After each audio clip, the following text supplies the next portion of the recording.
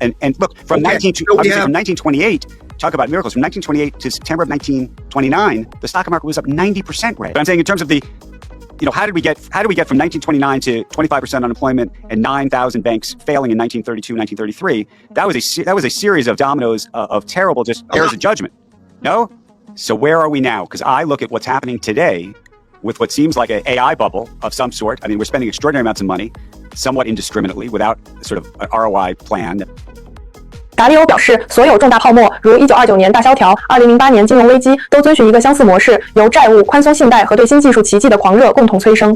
当前，面对 AI 等新热潮，同样的泡沫模式似乎正在重演。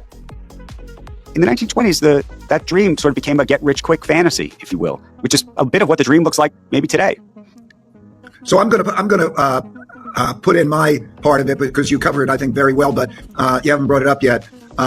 Okay, there is always the new technological miracles that will change everything, and they really are amazing technological miracles. So, for example, you dealt with the combination of credit and automobiles. We didn't have automobiles, but every man was going to have an automobile, and Ford's Model T, and then, as you mentioned it, General Motors and Ford. Automobiles, electrification.